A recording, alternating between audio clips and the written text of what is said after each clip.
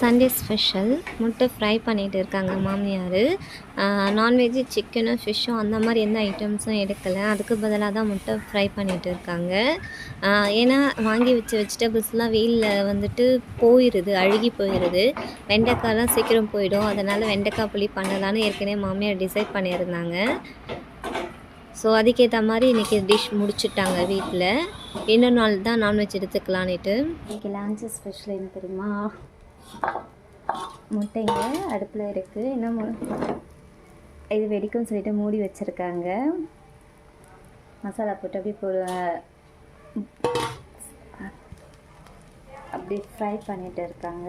அதை அப்படியே மூடிடுவோம். சிம்மில் வச்சுருக்காங்க, இல்லைன்னா முட்டை வெடிச்சிடும்.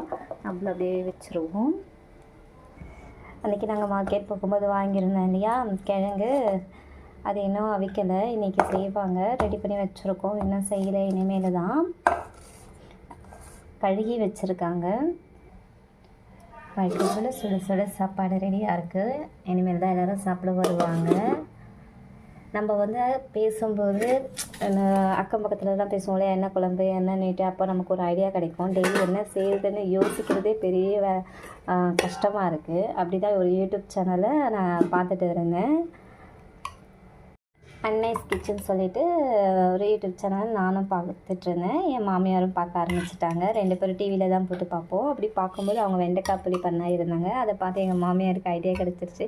நம்ம நாளைக்கு பண்ணுறோம் அப்படின்னு சொல்லியிருந்தாங்க. பட் அவங்க பண்ணும்போது பூண்டெல்லாம் போட்டிருந்தாங்க. அதை பார்த்துட்டு எங்கள் மாமியார் சொன்னாங்க, பூண்டு போடக்கூடாது அப்படின்னாங்க.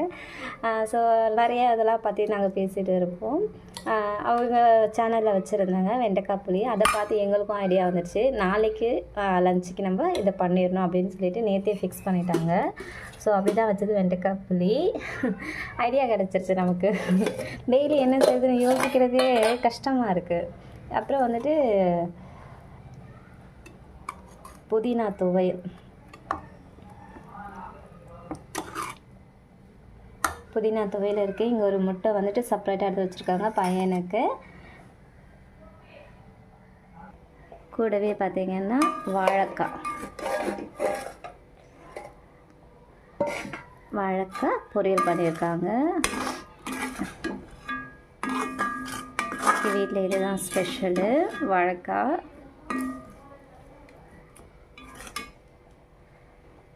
வழக்கம் போல் பப்படம் பாக்ஸு, இந்த பப்படம் இருக்கும்.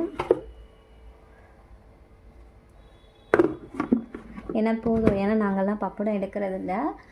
மாமியாருக்கு தான் பப்படம் வேணும். ஸோ அதனால் அவங்களுக்கு போதும். வேறு யாரையும் யூஸ் பண்ணுறது கிடையாது.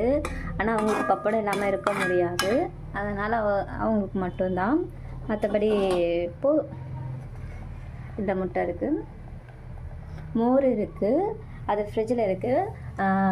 சாப்பிடும்போது தான் நல்லா சில்லுன்னு எடுத்துப்பாங்க. தண்ணிக்கு பதில் மோர் தான் எடுக்கிறது இப்போல்லாம் மாமியார். அப்புறம் ஊறுகாவும் இருக்குது. இவ்வளோ தான் எங்கள் வீட்டு ஸ்பெஷலு.